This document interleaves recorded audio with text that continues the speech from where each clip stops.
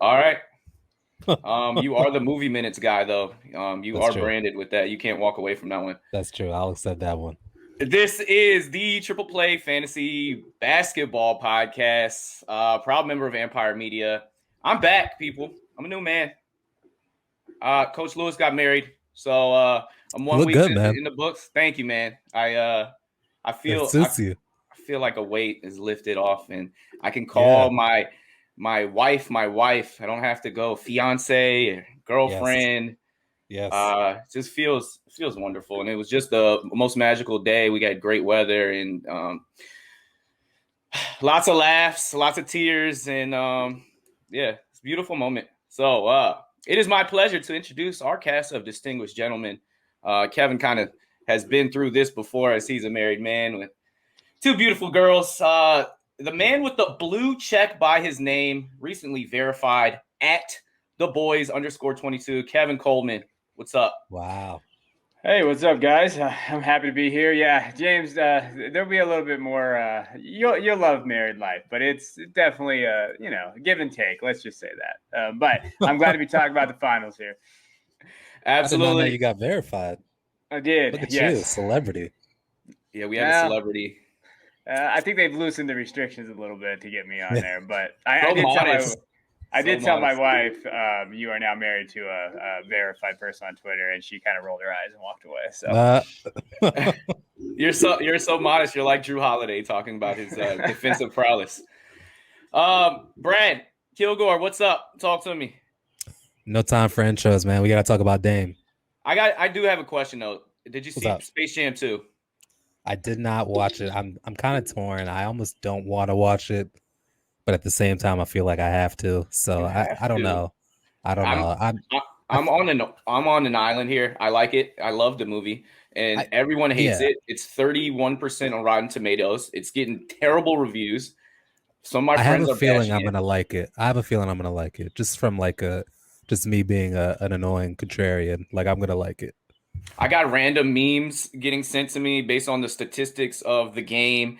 Michael Jordan was 12 for 12 and dropped 22 in the first one, and LeBron was 4 for 5 and had 6 points. And so people are trolling me on that. But I definitely tip the hat as far as acting to LeBron James. He's funnier. He had moments where it got a little emotional. You could tell like he had the relationship with his children would definitely played a role in how his character was portrayed in this movie. I had a friend of mine that I went to high school with named Tiana. She tweeted that LeBron is a way better actor than Ray Allen, and it made me think of like all the great basketball movies that we've watched, like from the Blue Chips to He Got Game to Space Jam. Like, I'd love to. We should have an episode where we rank like the best I would love to hooping do that. I athletes. would do research. I actually done that. I've taught enrichment classes. We talked about sports movies and basketball There movies you in go. particular. And Ray Allen did not perform too well, although that movie was I so love that great. movie. I And love Denzel that movie. Washington was incredible. And I didn't think Ray Allen was that bad, to be honest. Like I thought he was He like looked it's the not part. like yeah, I mean he looked the part and like I never was like taken out of the movie. Like I always felt like it was still a very like super solid movie. Like it's one of my favorites to this day. All right, maybe Absolutely. we might make that like a movie minutes episode, man. Spike Lee did a great job of surrounding him with a really good surrounding cast. Rosario Dawson, the Yes, girlfriend, as she La was Money La. excellent. She was Rick awesome. Fox. Rick Fox, Rick hey, Fox was in there. underrated Yes, performance, and whoa, his role in it was one of my favorites. The it setup. was, You man. talk about an assist on a visit.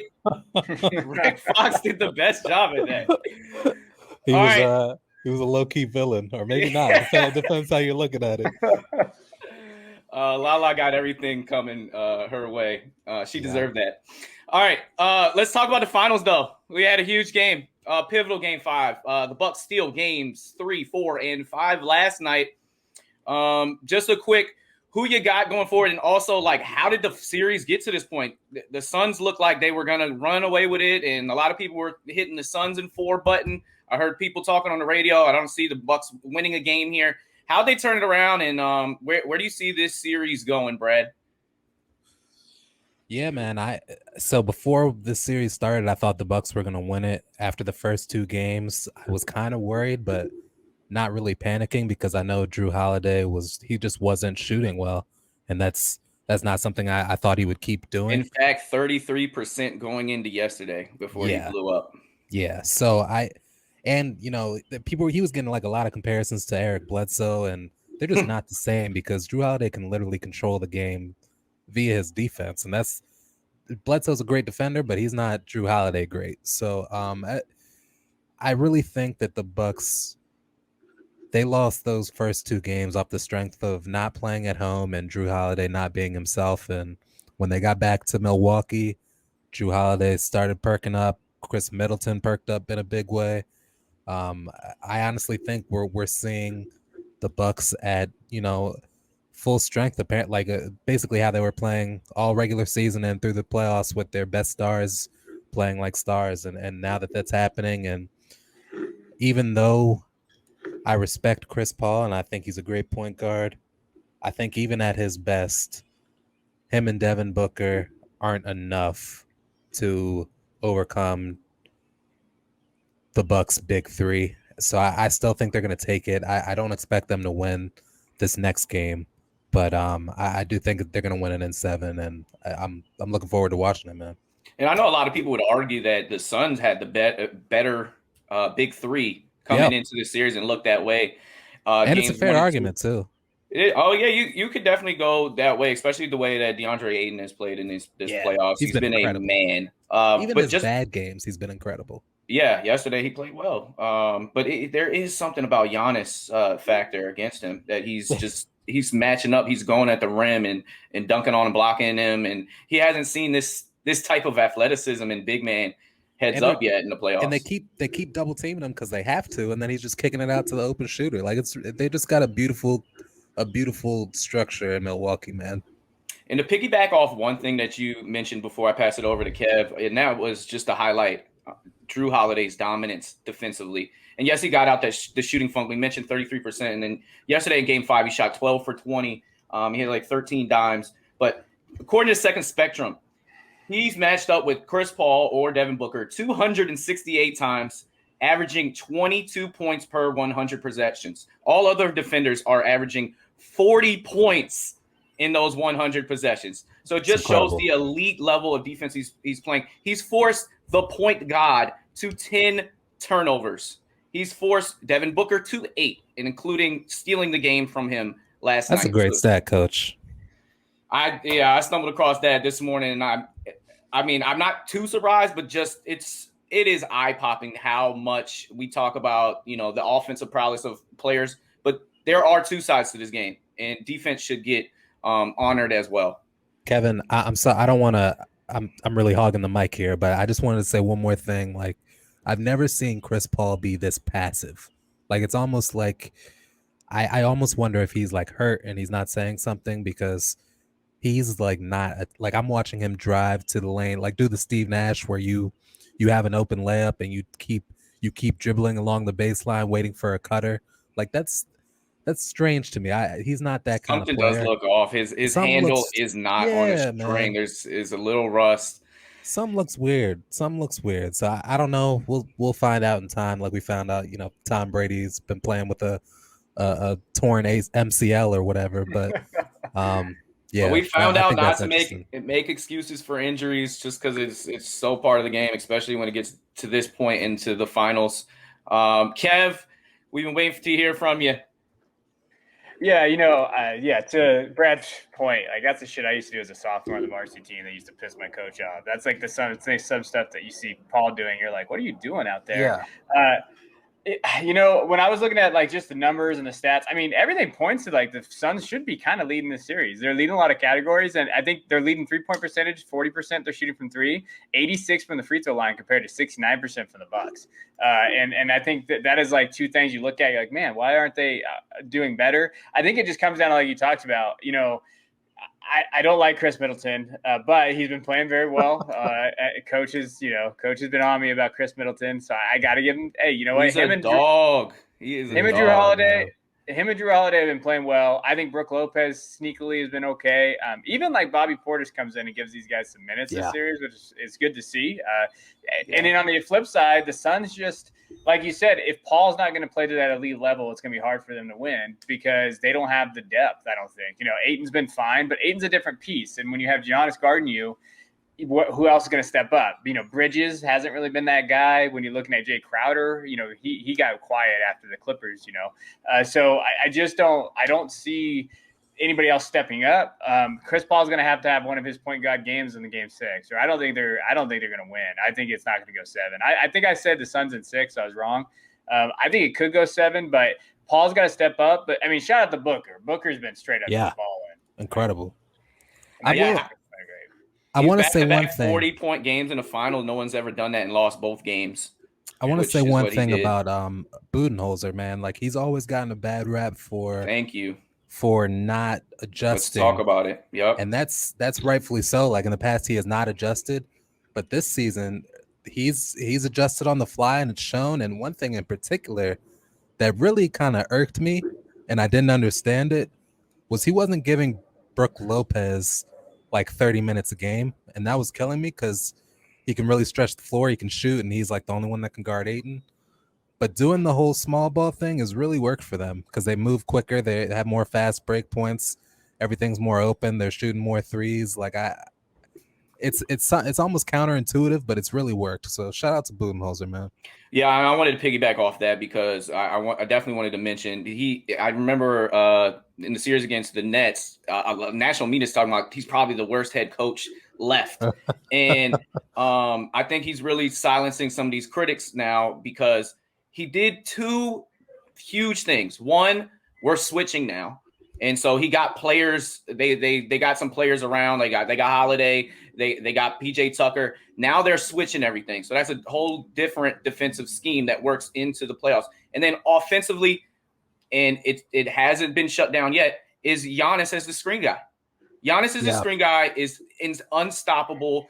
Middleton comes off of it. Holiday makes all these great decisions off of it, as opposed to set a screen for Giannis who can't shoot. But they put him in the screen game. Now he's a lob threat. Now it opens up the shooters because people are packing in the paint a little bit more. So that is just shout out Bud for doing that. And then something Monty Williams hasn't been able to figure out is him in the screener. Also, shout out Cam Johnson, my friend. You were about to get paid. Ooh, what a pick. I mean, that was another James Jones reaching because he was supposed to go late first, and they picked him in the lottery. He's been showing out in the finals, man. Like, that's he's been dependable. He's playing defense. He's hitting every 3. It feels like I don't know. He's a lot better than I thought he was going to be. And and PJ Tucker has nightmares because he put him on a poster. Yeah. Kev, what have you seen as far as the adjustments of the Bucks and kind of like, I guess, I don't know, having to be honest that they're actually a damn good team, and how have they kind of like silenced some of these critics and some of the people that thought that they were fraudulent? I never said they were frauds, so I don't want you to put that in mind. I didn't think they were going to win. I thought the Nets would win, but I never said they were frauds because they got Giannis. I think the biggest thing, the thing for me is, like, I love Paul and I want to see him win a ring, but for Giannis to stay in Milwaukee and all those people to say, oh, well, you're never going to win, like, that really, like, I want to see him do that because then you see, hey, you know what? He stayed. You see what you can do. And, like, so part of me, like, if he wins, I'll be happy with it just because he can prove that, like, these little small market, medium markets, if you build around them, they've done a good job of who they got. And you cannot not like Drew Holiday. Like, that dude, after what it went through with his wife, everything that he does, he plays hard. Like, that dude is just an excellent person. Like, I think they built a good team around Giannis in terms of, like, hey, this is who we have, this is who we're going to go to battle with. And I think that's great. I think they have done a good job. But I think this is about Giannis. Like, hey, you know what? You stayed. You become this. I still think he's a freak, guys. Like, when I watch him play, I'm just like, this dude's he's just a freak. Like, when you watch, like, as a basketball guy, and I played it, like, he's just something different. And I think there was something I was reading. I forget what I was reading or watching, and they were talking about, like, how he just talks about he doesn't even care what happens in the game before. Like, he's just going to go out there and he's going to shoot. He misses free throws, misses games, and he's like, hey, whatever, I'm just going to keep moving forward. And he has to have that mindset. And, like, he doesn't care about his free throw percentage was like 59%. He still goes to the line. He still doesn't care. He's just going to attack. I think that's what separates him and makes him a superstar. Unlike, when we saw Ben Simmons, who passes up like a wide open layup because he's afraid to shoot. Like, he's a superstar. He doesn't care. He's just going to keep going. So his numbers have been incredidible, and he dislocated his kneecap like 2 weeks ago. And his ability to block Ayton, I think him and like Anthony Davis are the only people that are on Devin Booker mid pass go up at the rim and to block Ayton and a game winning play. Have y'all noticed how he's been getting winded, though? That's been so strange to me. Like, 2 minutes in the game, he'll be, like, calling over to Budenholzer to, like, take him out, and then he'll play, like, tinkle. He had to 20 tinkle. straight minutes. Oh, yeah. He was asked about that was? he was asked about his early exits the first quarters, and he said, there's an appropriate term, tinkle? I had to tinkle. It's hilarious. I played on replay. I put it to everybody. That was a good impression. I watched it like 100 times. I couldn't help myself. I don't know why. It's one of those things that was just on a loop. Shout out Pat Connaughton. When you are 15 of 30 from the 3-point line, you stretch out the floor, and sometimes it's about your surrounding players getting hot at the right time. Yeah, but White Pat is out there, and it makes White Dante not being there serviceable. He played 33 minutes yesterday, and he's a big guy. He can defend a little bit. I thought those Pat Connaughton minutes were going to go to Bryn Forbes the way he was playing this playoff. So it's interesting how he's kind of been out of the rotation. And he would have got abused by D. But they would have ISO'd the hell out of him, and that's his problem. Yeah. He can't defend anybody. And then on top of that, like, Connaughton is hitting all the threes that he's had open. So it's like they have no use for Bryn Forbes out there, which is it's tough for him. All right, our greatest performance of the NBA Finals so far. Like, who had the game that, I mean, it's a 3-2 series. And the Suns could have easily won the last two games and won the series 4-1. So who came to play, whose performance was just like either surprised you or was like this, hey, you probably deserve Finals MVP based off that? Any game in particular, any player in particular? I go Devin Booker, man. Like, I know the obvious answer is Giannis, like, he's going to win the MVP. But they lost those games that he played. They did lose those games, but I remember maybe it was a couple pods ago we were talking about Devin Booker and like what we think of his legacy, and I had said like I want to see Devin Booker have the largest usage rate on like a championship team for me to think like Devin Booker's like elite Hall of Fame type guy. And the performances that he's put on this finals have been that. Like, he's done things that, like, I knew he had in him, but we haven't seen at this level. And we saw him in the bubble, but I didn't know that they'd kind of carry over to the finals, and they have. And maybe that's why Chris Paul's being passive, because he sees what Devin Booker's doing and is like, all right, let me take a back seat. I don't know what's going on there, but Devin Booker looks like a beast. 42 points, 17 of 28 shooting was Devin Booker, and not a single three made. So to drop 40 and not hit three, and it's kind of crazy because we think of Devin Booker, or at least I think of him. You're like, oh, he's such a great shooter. You think of him a 3-point shooter, but he's not really as big of a 3-point threat as you see, and he shoots like lower 30s as far as his 3-point percentage for his career. That's been his biggest like change these past couple of years. Like, he's shooting less threes, and it's been better for him. Also, he's hitting tough shots. Like, you see the Kobe really comparison. Well. You see those Kobe compare because his footwork, his fadeaways, the footwork, his isolation in the mid post it's unbelievable. When he's got a smaller guard on him, he's gonna back him down. He's gonna at least get fouled. Like, he's got a great basketball IQ, man. He did in Game 3 only have 10 points. So we do have to note that it hasn't been consistent. But he didn't play that fourth quarter. It was weird.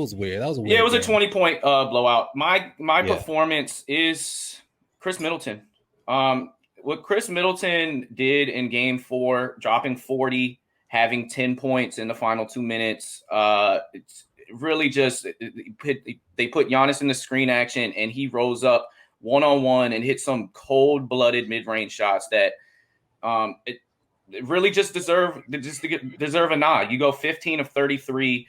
You put the team on his back in game number 4, and that to me was the greatest performance of the finals. Although I think we can all agree if the Bucks do win, this is Giannis Antetokounmpo's Finals MVP for sure. I mean, he's had his imprint all over the series, and he had a back-to-back 40-point games as well. Did you see what Spencer Dinwiddie tweeted today? He was like, just a what if scenario. Like, what if, because Giannis's brother was out yesterday. He was in the coronavirus protocol. And Spencer Dinwiddie tweeted, like, what if Giannis is out of the game 6 because of the COVID protocol because they live together, and then the Bucks win. He was like, would Kris Middleton get the MVP?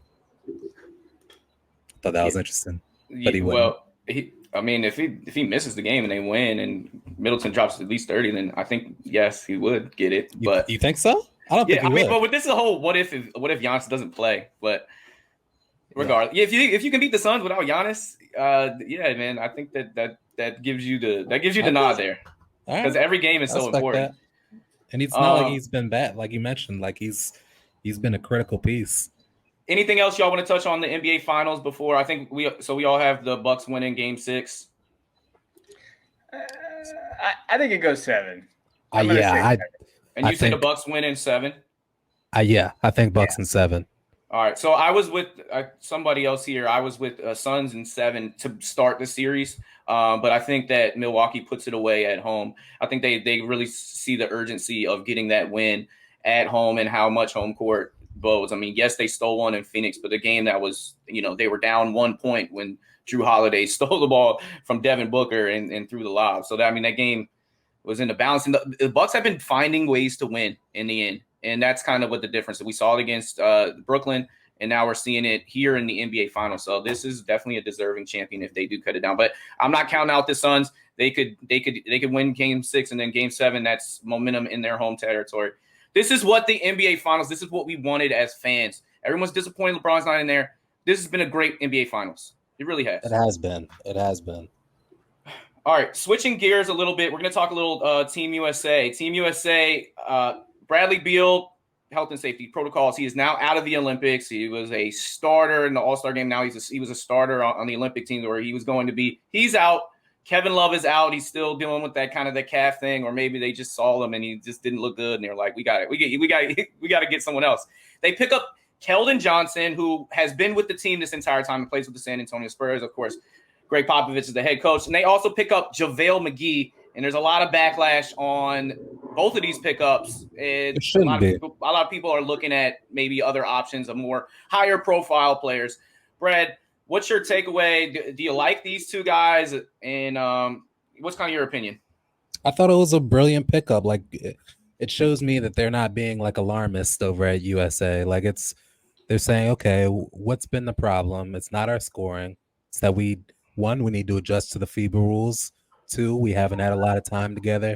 And 3, we're not playing defense. So they addressed, one of those things, which is like, okay, let's go get some defense. Keldon Johnson's a great wing defender. JaVale McGee is a great interior defender. And he's also got, rapport with Kevin Durant and Draymond Green because they played together. I think it makes a lot of sense.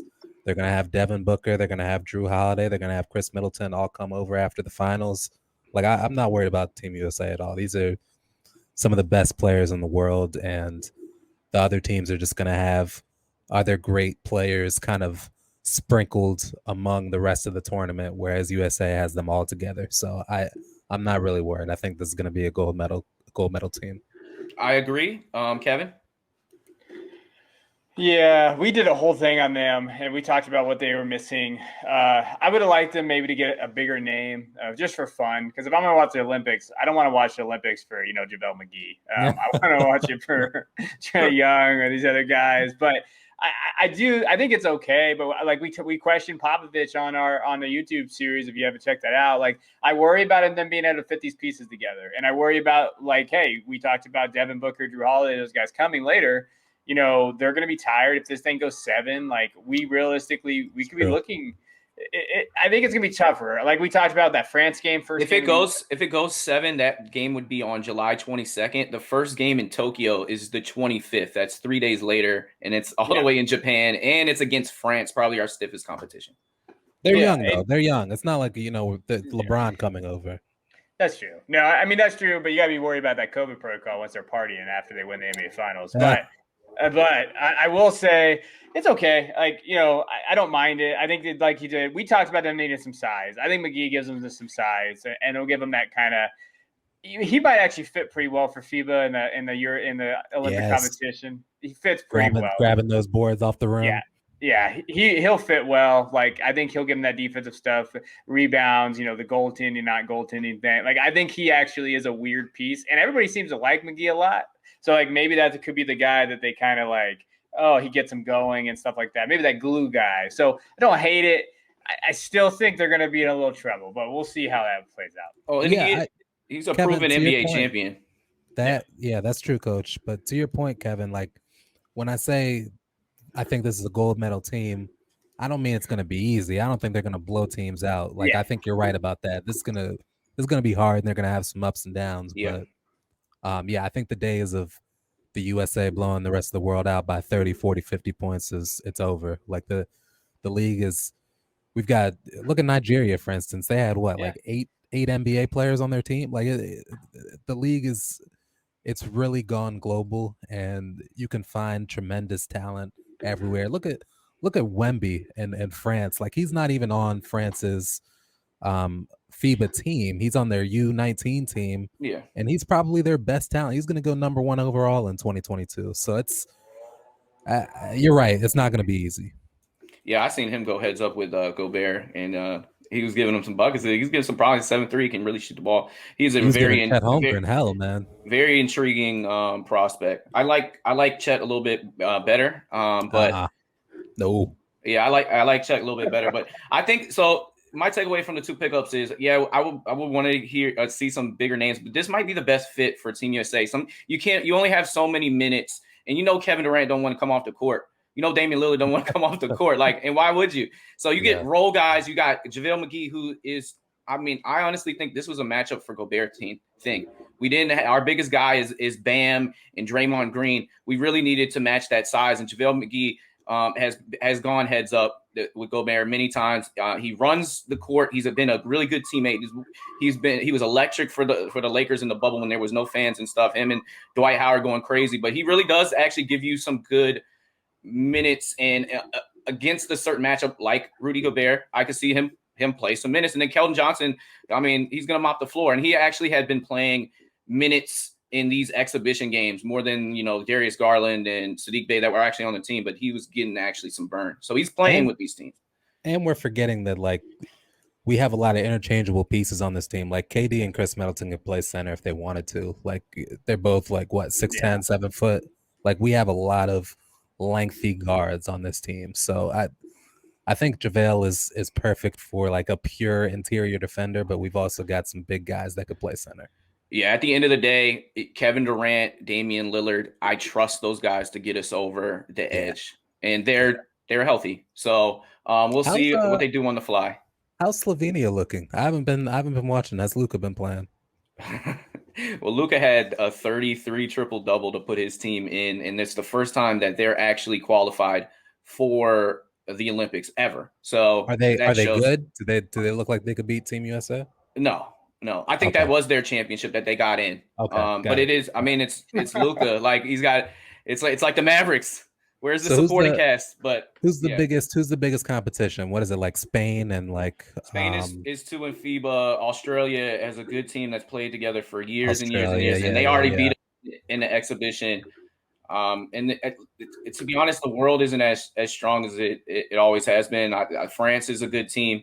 They got Batum. And what about Serbia? Where's Jokic? So Jokic is not playing, and that would have probably been our biggest threat there. And so Serbia's didn't even qualify because they didn't have him in those games. Yeah. But with their size and skill, and maybe if this was 2020, it might have been their year. But they're missing.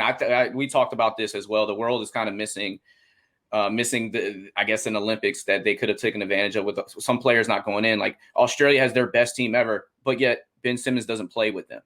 Right. Canada lost to the Czech Republic with Wiggins. We'll play the Czech Republic. They have Tomas Satoransky, But our group looks pretty weak. I mean, the world is not at its peak powers, so to speak, right now. That it has totally caught up, but not everyone's at their full strength. Yeah, so it's basically just Spain and Australia to look out for. In my eye, that's what I think. I think that'll come down to it, and who knows? We'll see that first game against France how difficult they look. They have Nando De Colo and Fournier, so Gobert. Yeah. So Damian Lillard, he's reported that he's asking for a trade. He denies that, but he had some interesting words. This is me kind of paraphrasing what I took from the current state of Portland Trailblazers. He said, "Is what we have enough? We need to be more urgent. I just don't see us as a title contender. How so? We just lost our head coach and we lost to a team that was hurt." And he just hit the body language. It looked bad. And we know he's like the most loyal person in the NBA, on record as far as staying with your team and committing to your team. But it's looking a hell of a lot like I want to be out of town. So do you see him get traded and to where? Or do you see him staying? Kev? Yeah, I mean, I want to say, first of all, I don't blame Damian for saying those things and doing those things. He's given them – he's been as loyal as you – yeah. He's been as loyal as you can for an NBA star. It's been, not given what he has. I don't know. I know he's kind of said that, denied it. They need to do something, though, with that roster. It's not built for the West. They're not going to win in that Western Conference. And I've always said they probably should move on from CJ McCollum, but maybe they don't want to. I think I saw 3 different spots, and I think it's going to be an East Coast or an Eastern Conference team. I saw the Celtics, the Heat. Those are the 2, the bigger one, and, of course, the Knicks. And I don't know. I would love to see him pretty much go to any of those places. I think the Heat would be fun. I think him and Jimmy Butler would kill a guy, and they would definitely do that. They would kill somebody out there because they are the hardest dudes on the court. But I would love to see them play together. Could they make a package around it? I think salary-wise too, $31 million. It was what I think Damian makes, so you're gonna have to match some salaries there. I like it. I don't know if he's gonna get moved. I think the Blazers are going to do whatever they can to stop him. But if he's not happy, I think the right thing for them to do is kind of rebuild and send him off. But they're in a weird situation on that team. So I don't know necessarily – it's kind of they're in like dead man's land. So to me, I think he'll stay. But if they do move him, I would love to see him be in Miami. I think that would be cool. I mean, him, Bam, and Jimmy, I mean, you have a great chance to be champions with that makeup. Of course, you have to probably give up everything else. Brad? Yeah, it's interesting. I don't make anything of his comments. I think this news leaked because there's probably some semblance of truth to it. Maybe it wouldn't have been like a formal trade request, but I'm sure reporters through their sources heard that like. Well, and I know Chris Haynes is one of the guys, the main guys behind this, and he's in the know with the players. He's cool with all of them. There is some substance in this.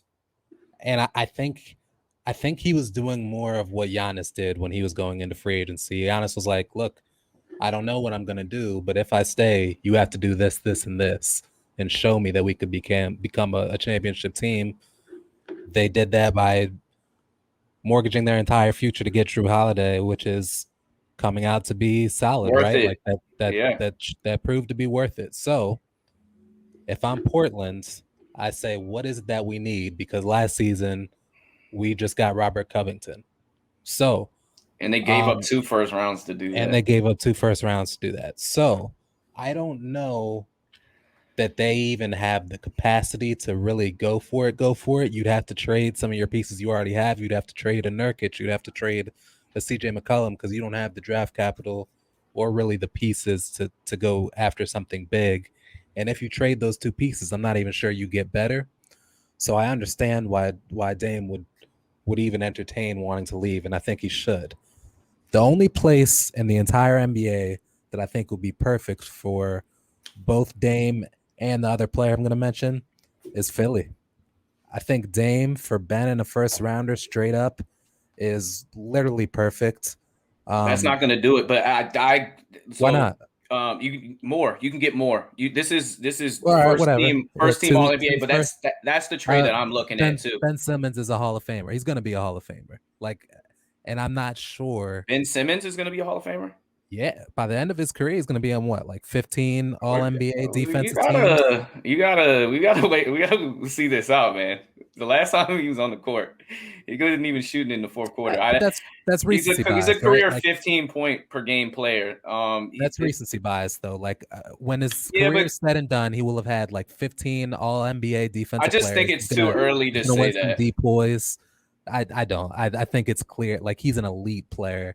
He has one big flaw, and it's that he's not elite Confidence. offensively. Yeah, he's not elite I'd rather- offensively because he doesn't shoot. So I think it's perfect because Philly gets a known and needed second scorer and a perimeter scorer at that, and then Portland, they can make up all of their scoring that they leave through CJ and Nurkic and Covet, like whoever else is going to be on the wing. And then Portland's biggest flaw was they played no defense. So I think having Ben Simmons would really change that. So I would love that mix there. What were you going to say, Kev? No, I was going to say I'd rather have Simmons in the first, to be honest, if on the Blazers and I can build Right? around those guys and do it. I love Simmons, so I love take Simmons, that. man. And He's going to be a Hall of Lillard's Famer. Coach, you're crazy for saying that, man. You don't think?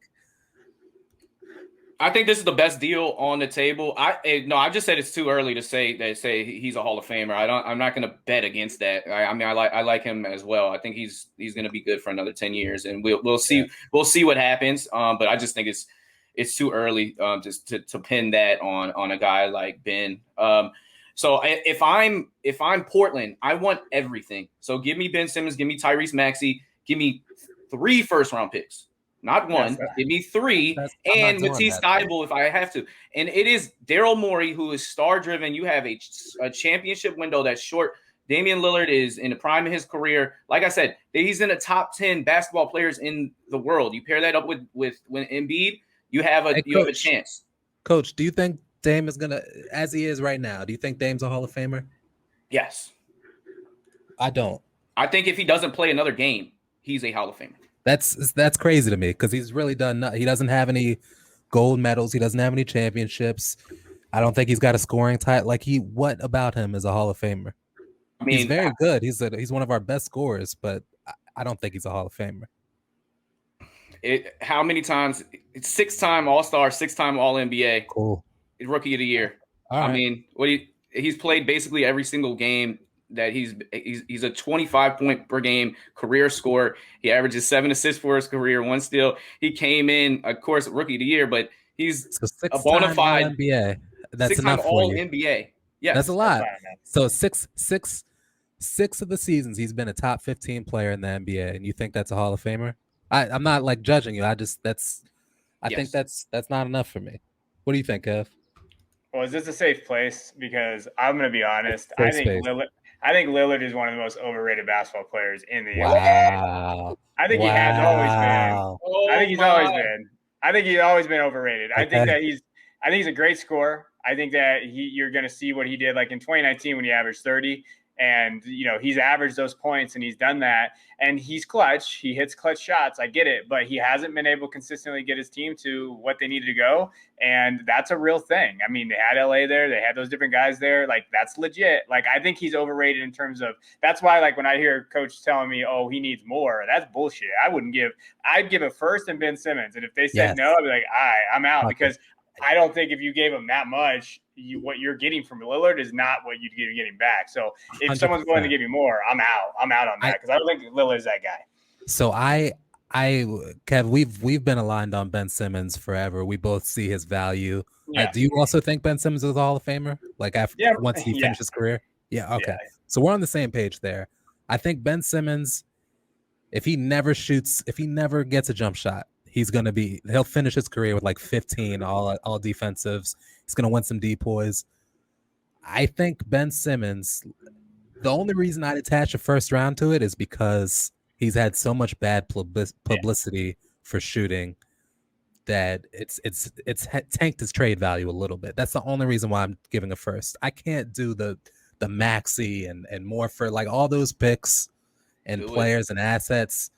To me, that's not enough to get a guy that's going to do 30 points a game. Like that's very cool. But if I wanted that, I'd go get Brad Beal for cheaper. Like it's not I don't think. I don't think. He averaged 34 and 10 in the playoffs I'm this aware. year. I'm aware, His and team they lost. lost. They lost, but he's still playing. He took his team to the Western Conference Finals before. Blazers Just like Brad Beal shouldn't be in that position. Lost. I'm not with Kevin. Like, I don't think he's overrated. Yeah, so did the Sixers, and it was because of Ben Simmons, who's a 3-time All-Star. He's never been All-NBA. We're talking about a 6-time All-NBA player. That's up for debate. But I'm just saying, like, I'm not with Kevin that I think I'm not with Kevin that I don't think he's overrated. But I do think it's time we realize, like, what Dame does well is he's an elite scorer, but that's about it. There's a lot of elite scorers in the NBA. Why do you have to pay top dollar to go get Dame? I think Ben Simmons and Dame would be a perfect swap for both teams in terms of what they're actually missing. I don't know if there's a player out there that has finished their career with 6 All-NBA and is not in the Hall of Fame. I'd have to take a look at that. We should look up. Yeah, we should look at that. But being a top 15 player in the league for at least 6 of your seasons, and he's 30 years old. I mean, the guy is still got 8 years on him. Like, there's that. No, that's a great point, Coach. Like, I'm not saying you're wrong. This is just like an opinion here, but there's not a lot of players that would do 6-time All-NBA and achieve like nothing else.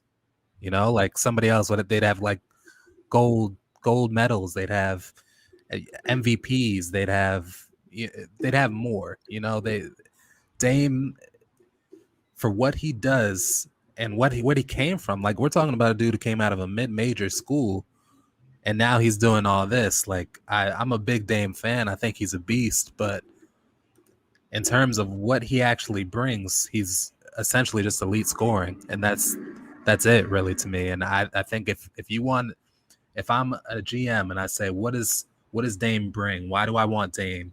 It's because he's an elite scorer and he's a closer. Where else can I find that? Maybe I look to Washington and go cheaper. You could get Brad Beal for, I don't know, probably less than Ben Simmons, right? Washington's not giving up on Brad. Oh, if it came there, then it'd be a bidding war, and I would hate if they did that, right? I would hate if they did that, but like, look at the Heat, right? They've been chasing Brad Beal for a long time. Brad says he's happy in Washington. You know, I'm a Wizards homer. I hope he finishes his career there, but in terms of what he provides, all Brad is he's a scorer, and that's it. Yeah, but Dame's taken his team to the playoffs the last 7 years. I mean, that's nothing to sniff at. The Western Conference is very difficult, and your second best player is CJ McCollum, who's like the same height as you. But sure, but CJ McCollum is also a proven scorer. Like, I don't think you. Is he good enough as a number 2? Is he better than Kris Middleton or Jrue Holiday? No. But that's not the argument, right? Well, like, those are the teams that are in the finals, right? They have a little bit of help. That's what I'm comparing to. It's like the teams that are in the finals are constructed beautifully. The Trailblazers are not.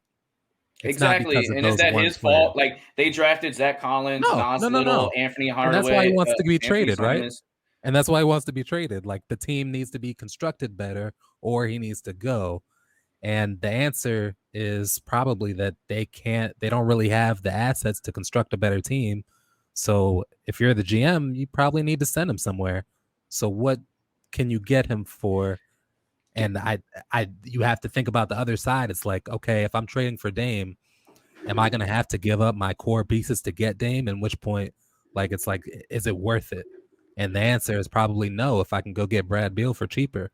To me, the answer is yes, if I'm like Philly. It depends on, you have to be on a team that is on the cuffs of getting over the edge. And to me, you pair Embiid and Dame, those are 2 top 10 players in our NBA. But now they have no defense.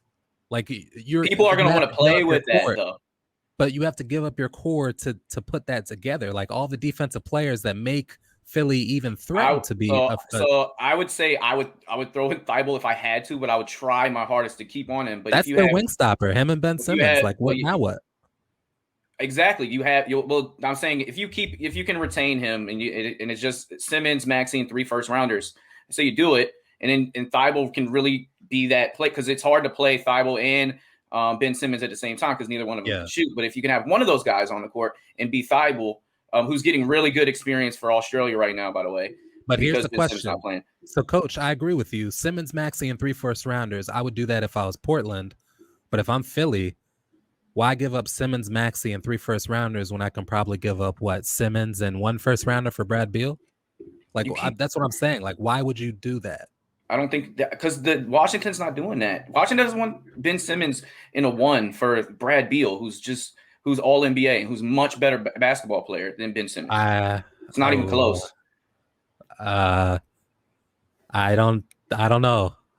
I think if I was Washington and they offered me Ben Simmons in a first for Brad Beal, I might take that. I prefer to keep Russ and Beal and build around them because I think you add a third to that team and they're a big threatener in the East. But I think you're very down on Ben Simmons and you're very high on Dame. Yeah, this is where we defer. Yeah. I'm pro Dame. You guys are pro Ben, and time will tell. But you did. So Kevin, how do you feel about trade value in terms of like Dame and Brad? I think Brad would probably get you more, right? Like just based on age, based on who he is. And so you think Brad Beal's worth more than Dame? Yeah. Okay. Yeah. Wow. Yeah. We all have like very different opinions. I think Brad can get you more just because I think the age thing is real. I think we don't necessarily know where his ceiling's at yet. Like I think it just depends on the team. Yeah. Because if you're in the middle of the pack and you want to get a guy like Beal and take a shot at him, I think you can get more for him and say, okay, we'll build around this guy. Dame's a piece now. That's why I think the Heat is better for him because, hey, the Heat don't care. They're going to trade and get him, and they'll move whatever they can because if they can keep Bam and Jimmy, they'll just say whatever, we'll build Spo, get him into that spot. I just don't think the Sixers are the greatest landing spot for Lillard because, like you said, they're not going to give up Thibault. They love Thibault. Like, if they weren't going to trade those guys for Harden, why the hell would they trade him for Lillard? That's like, and maybe we're talking about. I they get wanted it, to Coach. see it out one more year. Yeah. I see it. Whatever. But I wouldn't do it. I just wouldn't do it. What would you give up if you were Miami? Yeah, I was trying to Duncan Robinson, sign and trade, Tyler Hero, Precious Achiuwa. Duncan Robinson's going to get $100 million. He's going to get paid. I know. Yeah. So the contract, that's how the contracts would help. Right. Yeah. I just don't know if Portland would want Duncan Robinson for $100 million. Exactly. Kendrick Nunn, all the young pieces that Miami has. But does that make Portland better? It would depend on what they thought of Hero, which I'm not very high on Hero. But if they thought maybe Hero could maybe take that step, be there with CJ. The problem that I have, like the whole conversation you guys are having, the thing I kept thinking about is like, how much better does Lillard make his teammates? Because that's my question mark always. Like when I watch Lillard play, how much better does he make his teammates? Now, he does well for his team. He scores and he does those things. But I've never looked at Lillard as a basketball player as like, oh, my God, he transitions everybody. Like he makes him look better. He makes CJ look better. I don't necessarily think he does that. I think he's out there and I think he plays and he knows his role. But I don't think he can transform his team to be in there. So he's got to go to a team that's already established, that they know their roles. The Lakers, Lake Show, baby. Come on home. But the Lakers don't have any assets, right? They can't make that happen. Yeah. It's so Rich Paul can make it happen somehow. He did it with AD, right? But so Gilbert Arenas has a great quote when he's talking about when people say like, does he make his players better? He's always saying like, you can't make somebody else better. You can only make them look better by how you play the game. Mm-hmm. And to Kevin's point, Dame is. It's iso ball, baby. Like it's when he's hot, and maybe you'll double team him and he'll kick it out to somebody else. But to your point, like I don't think he changes the way that a team will be guarded. You just have to kind of hope that he's not.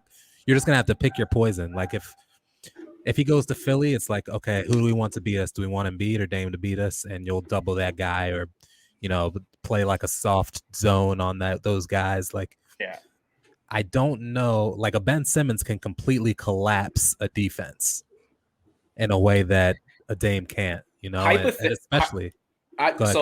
hypothetically, we can just look at the starting lineup. Is this a championship contending roster? If you make say they make that trade to Philly, you have Damian Lillard, Danny Green, Matisse Thybulle, Tobias Harris, and Joel Embiid as your starting lineup.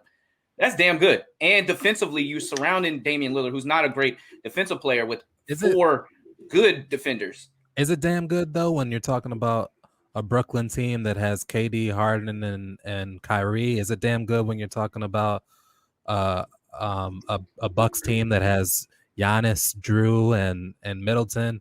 What about Beal and Westbrook? Like, there's plenty of teams that I'm just not scared. I know you're gonna laugh at that. Wizards one. I'm gonna throw that one in there, but I'm not scared of Dame and Embiid the way I am other teams in the East, like especially with what you'd have to give up to get him. All right. Well, I like that. I like that alignment, and I hope it happens. I like to see Ben Simmons in a new spot too with Portland, and kind of the team kind of built around him. See what he does with CJ, and yeah, I think that'd be great for Portland. By the way, like if with Ben there, with CJ there, it could elevate them. Nurture, like I actually think that's a great pick. And assets yeah. going forward. Yeah. Like I think Ben Simmons on a Portland team that still has CJ, that still has Nurkic, and that now has assets. I think that's a team that could absolutely do something crazy in the West and maybe knock off a 1 seed or something. Well, and so your Hall of Fame nod to Ben Simmons' credit, he still is only 24 years old. So exactly. he's going to play 10 more years at least. He's just getting here. So I'd love for him to get a new look and kind of grow. And that's if he doesn't develop a jumper. Like, even if he doesn't develop a jumper and doesn't shoot, he's still got like Hall of Fame caliber talent because of how he plays defensively, because of his fast break points, because of the way he plays downhill. And he's always been battling the fact that they've been building around Embiid. Exactly. They've tried to balance it out, but they have built that team around Embiid, and it's never been a great fit. It's just never been a good fit. Passive to Embiid. Like, he's saying, okay, Embiid, this is your team. Like, he'll just like he plays in the paint, and now he can't with Embiid, right? Like, because that'll clog up the paint. Like, there's just so many weird things about that team that just don't work, and I don't think they ever will. So I hope he gets out of Philly, man, because he's, you know how me and Kevin feel about him. Like, he's just a great player in a bad situation. Our last topic is, you did talk about the Wizards, and maybe that was your pick to get out of the Eastern Conference this year. Yeah. I did pick Milwaukee, by the way, people. I was banging that drum along this whole time. But I had the Wizards in like the 4th seed, and they made the 8th, I believe. But other people didn't even have them in the playoffs, so I don't feel too crazy. Yeah. Maybe. You also pick Russell Westbrook as MVP. It's safe to say that you're a homer. It's okay. You're a homer. If the Wizards were top 4, he would have got those MVP votes, man. So this is a great transition, because this our last topic is the Wizards decided on a head coach. It's Wes Unseld Jr. What does this mean, and do you like the hire? Me? Let's go with the homer. Yeah. So I love it, man. First of all, it's always good to have more black head coaches. That's especially with a team that's so heavily represented. They got 5 of the 6 openings so far. Yeah, that's pretty cool. And it didn't seem like they were forced either. Like, they were like pity hires or like anything. They're all people that deserved a shot. I'd still like to see Becky Hammond get a job for all the work that she's put in and on successful teams, no less. But so that's great. But at the same time, it's like there's some I don't know if nepotism is the right word. Like, that's Wes Unseld Jr., probably the greatest player in Bullets history. In franchise history is Wes Unseld. So it's like, are we doing this because he's the best candidate, or are we doing this because the connection is just so pure? I don't know. Time's gonna tell. I wish Brad and Russ had more of a say in this, and I hadn't heard that they have been, considering that Brad's been in USA, right? He's been playing USA basketball, and I haven't heard that he's been getting he's had a hand in the selection process like a Dame has had. And if you want to keep Brad and Russ here, which I would assume you do want to do, you got to let them have their hand, like let them choose who you want the head coach to be. And I haven't heard that. So I don't know. I'm hoping it's all going to work out, because to me, it's about the talent, not the coach. The coach can only mess things up. So this is a Ted Leonsis hire for sure. He sat down with him. He has and our GM, right? And our GM, like our new GM is Tommy Clifford. He's done things a lot differently than our past GM did, and I'm grateful for that, and I like the way he's thinking. Yeah, I he's think much it's going to better work out. He's an upgrade from Ernie Grunfeld. I'm giving him some time. Just to tap a little bit more on the connection with the franchise. His father is the greatest, Wizard Bullet of all time. He won a 69 MVP, Finals MVP for the only championship that Bullets won in 78. His father just passed last year, but Wes Unseld Jr. grew up in the franchise as a scout and as an assistant coach. He spent 14 years with the Wizards before going to Denver as their kind of defensive anchor for the past 6 years. He's known for player development, whatever that means. I think he's good with younger players. He's got. You know what this reminds me of? He earned this spot. He did, but you know what this reminds me of? When Flip Saunders passed and they gave the job to his son. Like his son definitely had the accolades and he had, the time put in. He was close to the game. Like if you're going to choose somebody to grow with, it's interesting. A young coach, why not do what they did? But that didn't work out, right? Because it was just kind of, it's storybook, right? It's not based on, who the players necessarily wanted or the X's and O's or things like that. It's just storybook, and he's as credible as anybody. Why not? This kind of reminds me of that. Like this is a storybook thing. Have your greatest player in franchise history, have his son who's been so close to the game, who's put in work, who's shown he's a qualified candidate. Why not just give him the job? It makes sense in terms of storybook, but in terms of making your players happy, in terms of are you going to mess with the chemistry? I don't know. Time will tell. So I just hope he's malleable. I hope he does what Russ and Brad want to do. I hope he lets our best players guide the organization. So we'll see. That will be integral, that relationship. And I've been waiting 6-7 years to see something different than what Scottie Brooks has put out there. How you feel about Luke Walton, man? I don't want to talk about Luke Walton. I do want to say you hear that sigh? That I like Wes Unseld. I do like Wes Unseld. Like he's great in Denver, and I think he did a very good job like developing that. Michael Porter Jr. They talked about his development with Michael Porter Jr. We see Michael Porter Jr. kind of come on, and I know that he's just a good guy. Like, and it seems like he's a good coach, and maybe he can kind of wrap that around with Beal. Maybe everybody's talking about Beal getting moved. But, you guys are watching, guys. I'm really not. But I think that's bullshit. I think that they're going to keep him, and they're just going to see if Wes Unseld can develop him. And maybe they can create that relationship together, kind of a la what Trae Young has now. Like, okay, hey, maybe we can create this relationship together. Maybe we can be that. Why can't the Wizards be like the Hawks? They have a lot of the pieces. Like, they just need to get that one guy to come in and unify, hit on some draft picks, and kind of be that guy. They have better pieces than the Hawks. Well, I'm not gonna go there, but I will say that it's you're right. They got the very top is better. The top's a little better. Atlanta has more pieces. You're right. But I will say, I'm a homer. I got carried away. That's a good. Well, that's why we're here, Coach.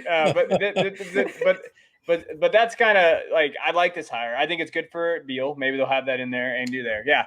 As far as Luke, God, if he doesn't get fired, I'm just the sad part is I know what's going to happen. They're going to go on a losing streak. They'll probably be like 11th in the West in 30 games on next year. They'll fire Luke. They'll hire some other uninspiring person. Fox is going to leave, and then it's over. Oh, like my life. That's just what it's going to be. I know it's going to happen.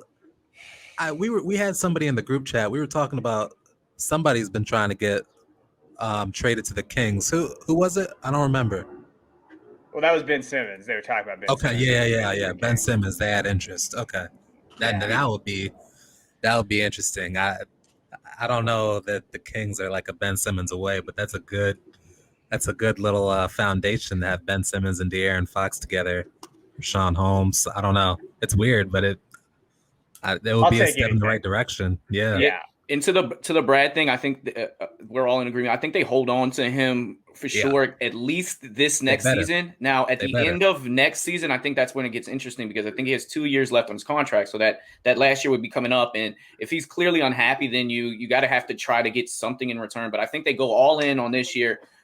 Russell and Brad together, headed by Wes Unseld Jr. And we'll see how it goes. I mean, and we had some injury woes. We lost 2 starters before the playoffs started. Danny Avdija was out. Thomas Bryant with the torn ACL. We lost him early. That was our starting 5-man. So We'll I see. think the most important thing is that Russ and Brad really like playing with each other, and they're friends. They really admire each other, and they like the way each other works. That wasn't the same thing with John Wall and Brad Beal. So while they were friends, and Brad Beal was the first person to see his mother in the hospital when he was sick, John Wall's mother. They definitely had that bond. But on the court, things didn't just mesh the same. In terms of work ethic, things didn't mesh the same. They don't have that problem. So I agree, Coach. I think they have to go all in this year with Brad and Russ and try to do something to make it seem like the Wizards are continuing their trajectory upwards. All right. That's all we have. You guys have anything before I do a little plug talk? Go for it, man. All right. Plug talk, wherever you get your podcasts. Go follow the Triple Play Fantasy franchise. Triple as in our baseball, basketball, and football pods that drop every week and don't disappoint like CP3 and D-Book being guarded by Second Spectrum, Drew Holiday. Our Triple Play Fantasy YouTube channel is dropping content every day. This includes Coach's Corner, Talking Hoops. We just broke down the Houston Rockets rebuild, Movie Minute reviews with Brad and Johnny, Super Fantasy Bros with Jacob and Kevin, Fantasy 15, sports arguments in 15 minutes or less. We help you decide who to take, tight end, Killer or Waller as your TE2.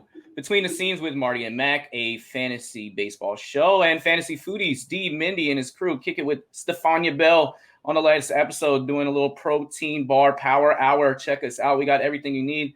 We're going to continue to grind and make this podcast the number one pick like Imani Bates in 2023. Check us out on Twitter and IG at Triple Play Fantasy. Thanks again from the entire Triple Play Fantasy family for turning